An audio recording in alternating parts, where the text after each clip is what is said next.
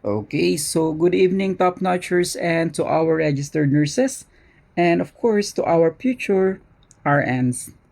Okay, so tonight we're going to discuss and talk about your hyperkalemia and your hypokalemia. So, which is your potassium? Okay, so let's start. A 30-year-old male has a serum potassium of 6 mg per liter. What medication does the nurse prepare to administer? A. Sodium bicarbonate. B. Aluminum hydroxide. C. Calcium gluconate. And your letter D. Magnesium sulfate. Okay, so before we answer this question, of course, di-discuss muna natin ang ating potassium. Okay, so take note of this question. Question number 2. Tall peak T waves, prolonged PR intervals, and widened QRX complex can present in which of the following conditions? A. Hyponatremia. B. Hypercalcemia.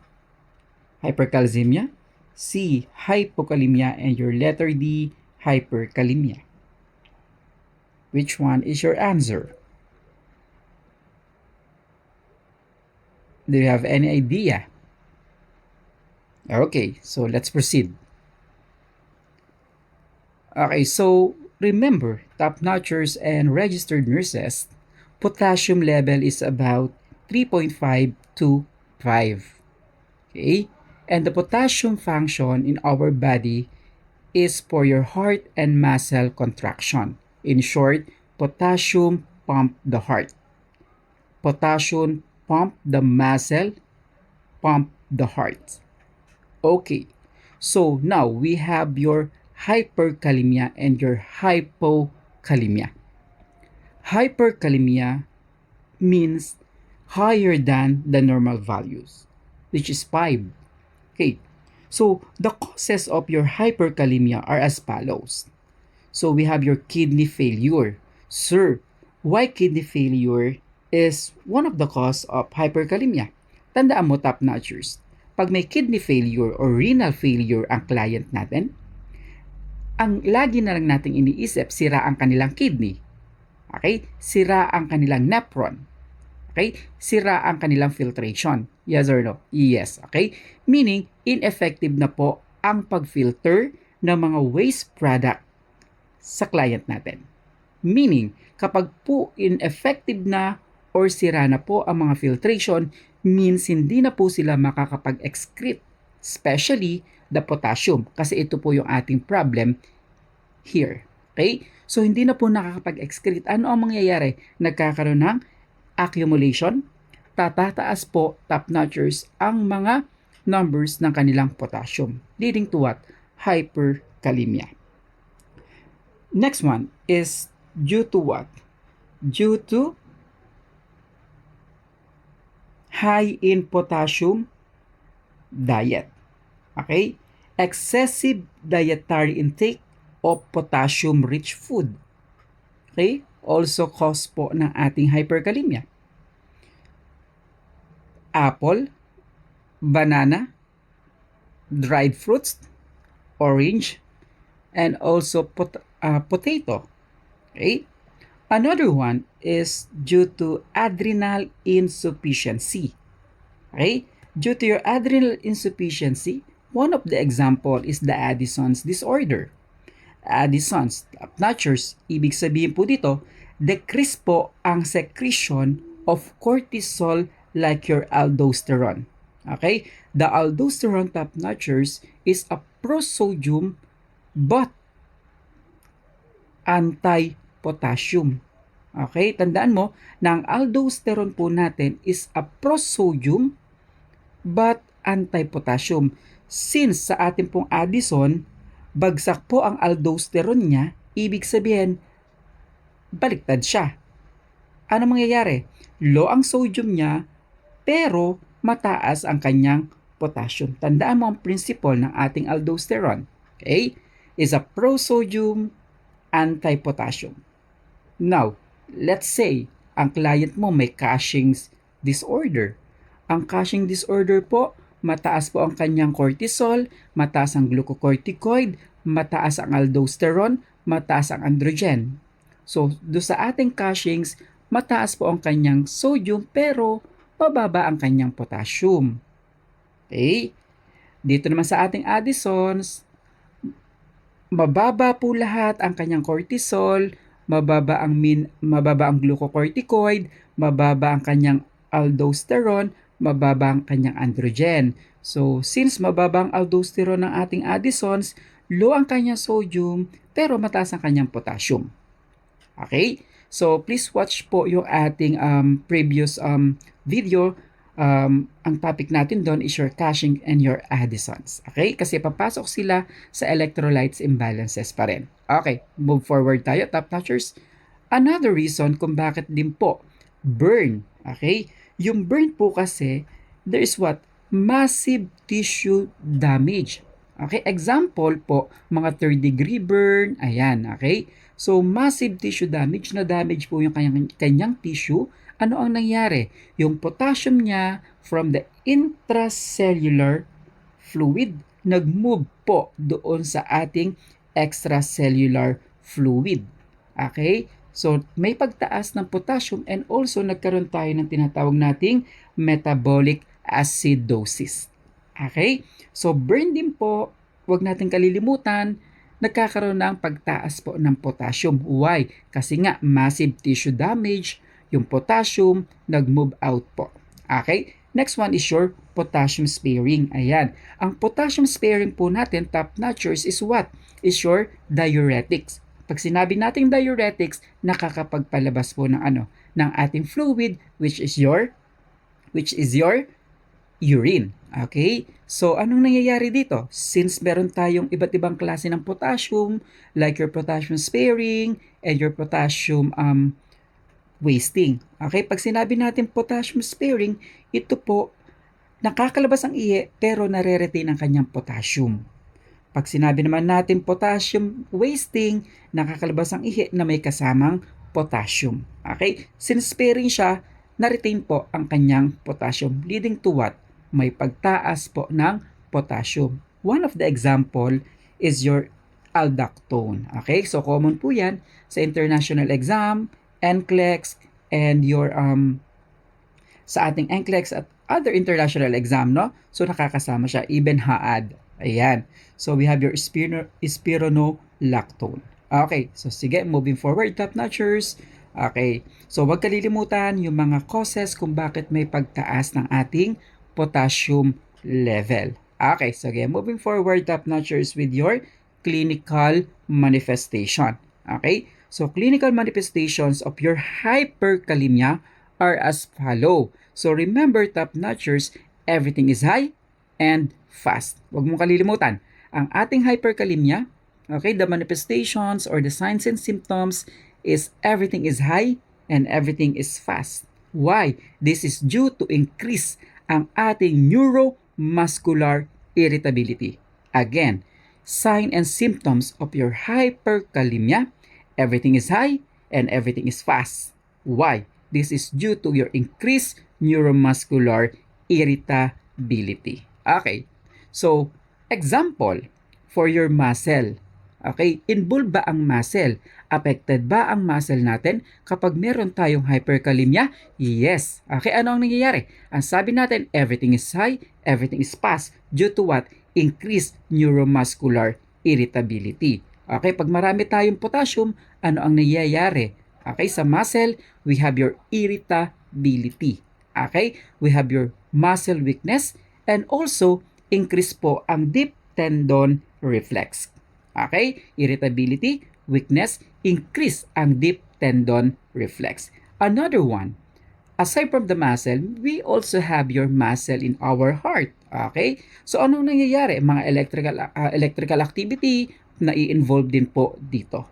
Okay, so with regards to your ECG, top notchers, okay, for the ECG tracing, ayan, ST segment elevation, okay, ST segment elevation, peak T wave, widen QRS, and prolong ang PR interval. Ayan. So, ano nangyayari dito? Guys, pwede tayo magkaroon ng tinatawag nating ventricular fibrillation,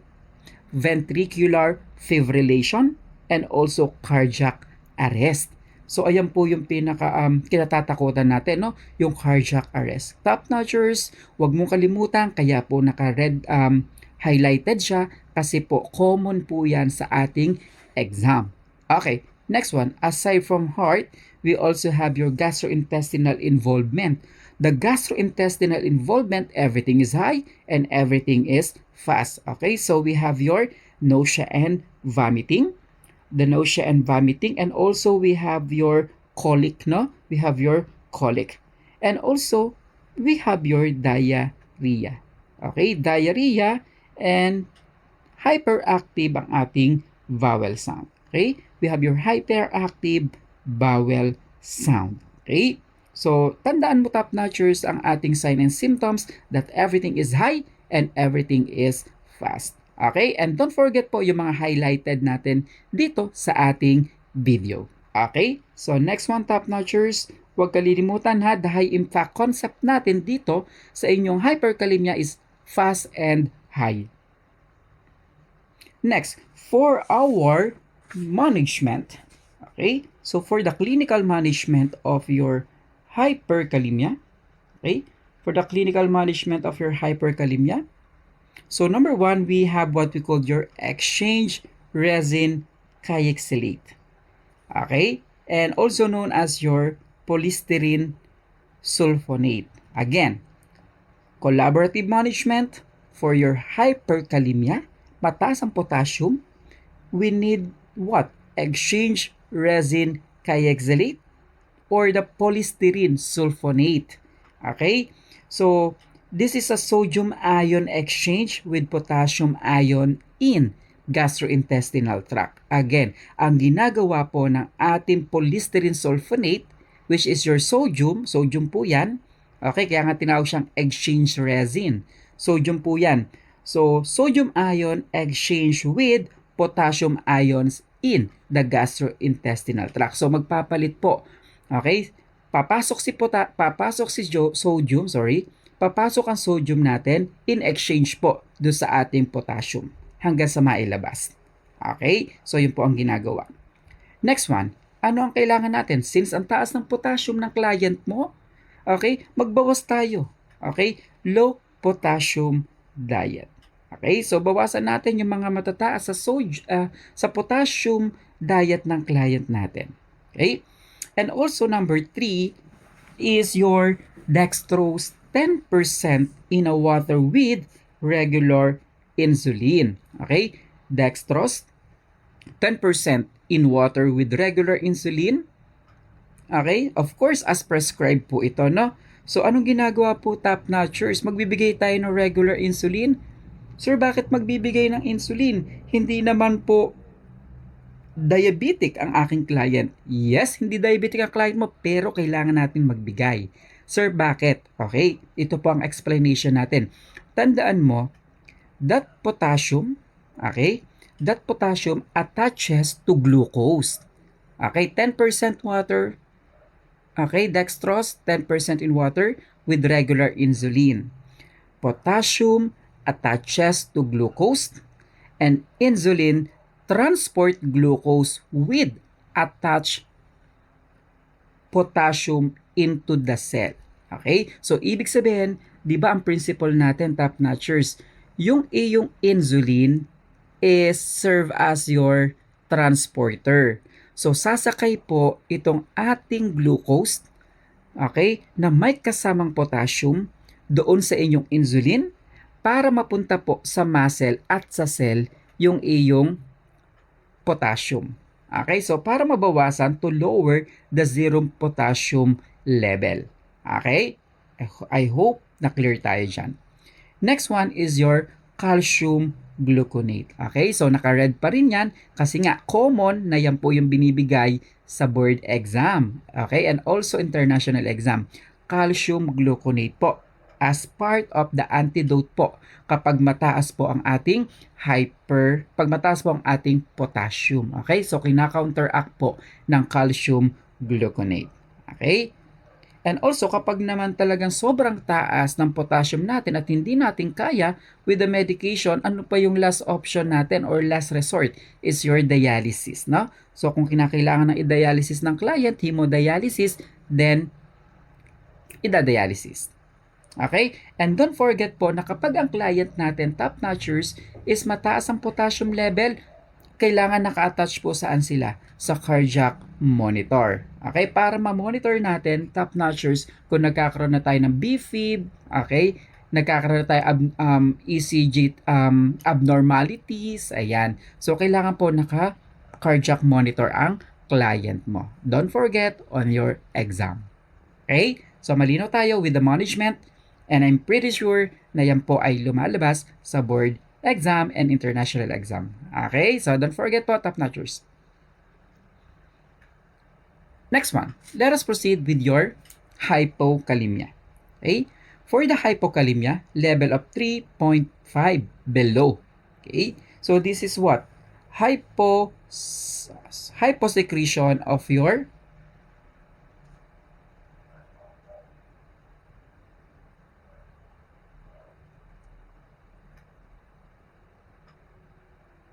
okay? So, hyposecretion, sorry.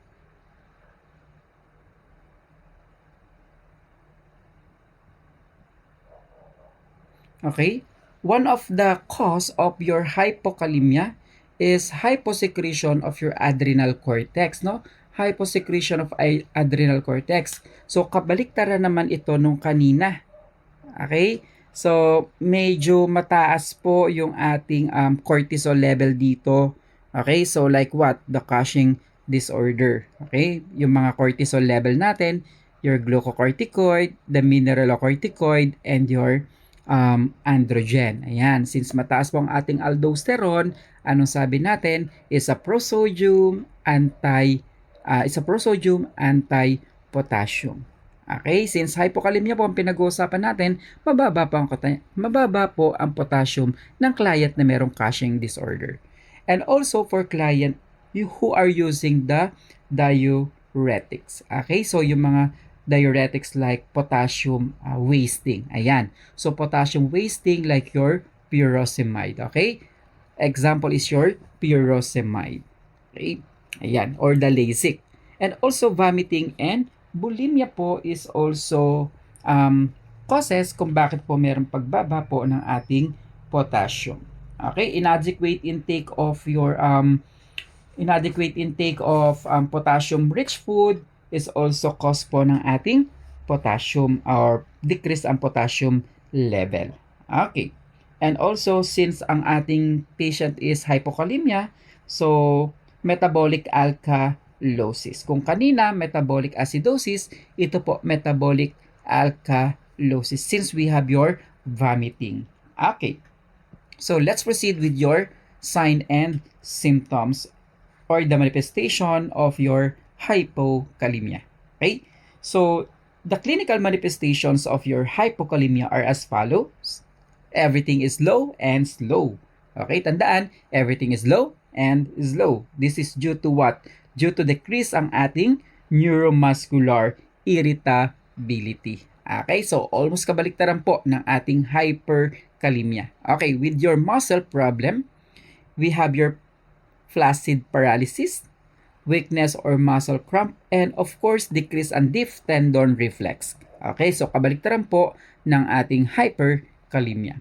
So, sa puso naman or sa heart, ECG tracing, so flat T-wave, ST segment depression, and prominent po ang U-wave. For the gastrointestinal, decrease po ang ating motility, so meaning pwede magkaroon ng constipation, absent ang bowel sound, and also abdominal distension. Yes, kasi nagkakaroon tayo ng constipation and also the paralytic ileus or paralyzed po ang ating intestine. Okay, so everything is low and is low. Okay, so don't forget this concept. And for the management of your hypokalemia, okay, you have to administer or include po ang ating diet, which is your potassium-rich food. Okay? So, encourage natin or include po natin ang potassium-rich food po sa client mo. Like what? banana, apple, dried fruits, orange, cantaloupe, raw carrots, or pwede din po ay mga baked potato or the potato. Pampataas po, melon, and also the watermelon also. Okay. So, and also don't forget po yung potassium IB. Okay, yung potassium IB as prescribed po ng ating doktor. And ito po yung mahalaga doon. No? So, yung urine output is adequate dapat before we give the potassium. Tandaan, bago mag-administer po ng potassium, kailangan po na check po natin ang urine output ng client mo. Kailangan po adequate, no? Kailangan adequate. Pag sinabing adequate, 30 to 60 ml po ang naiihi ng client natin per hour. Okay? So, yan po yung importante dyan. So, ang tandaan mo, kapag walang ihi, bawal magbigay ng potassium. Okay? Walang ihi, walang potassium na ibibigay. Bakit, sir? Okay? So, hindi ka makakaihi. Paano makakalabas yung excess? Okay? So, nagkakaroon tayo ng hyperkalemia dito. Okay? Which is bad. Okay? So, you have to check first the urine output of your client and dapat po adequate. Okay? So, ano ang tatandaan natin pag nag-administer tayo ng potassium sa client mo? Okay. So, heart monitor. Ayan. Pag sinabing heart monitor, kailangan po guys, naka-attach po ang client mo sa cardiac monitor. Okay? To monitor po kung nagkakaroon tayo ng abnormalities po sa client mo. So, never IV push. It can cause what? Dysrhythmia. Yes po. Okay? Never IV push po. Okay, administer potassium supplement po slowly or in IV drip po tayo dito. Never administer potassium, IV push or direct IV. Okay, this may cause what? Dysrhythmia and also cardiac arrest. Okay, so only 10 to 20 maximum per hour po tayo. And we do this one slow IV drip or infusion pump. Okay, never administer potassium chloride per IV push or direct IV. Okay?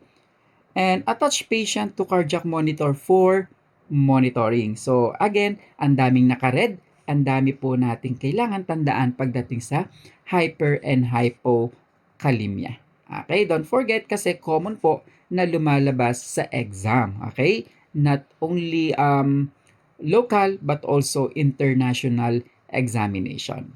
Okay. So, again, alam nyo na yung question natin kanina sa 1 and 2, ano yung number 1, ano yung number 2. Okay, so dapat alam na natin ang sagot. Okay, so again, thank you so much for your listening and I hope guys, meron akong na-impart sa inyo with regards to hyper and hypo, lalo na doon sa ating management. Okay? So, anong ima-manage natin kapag may hypo like your calcium gluconate at, kapag may hyper like your calcium gluconate and diet also is kailangan ma-include. And for hypokalemia, so, ano ibibigay natin is your potassium IB, okay? But again, you have to check po kung ano yung kailangan natin. Check po ang urine output ng client, dapat adequate. Okay? And never do administration ng potassium with IV push or direct IV. Bawal siya. Okay? It can cause what? Dysrhythmias and cardiac arrest. Okay, so thank you so much and good luck sa ating examination.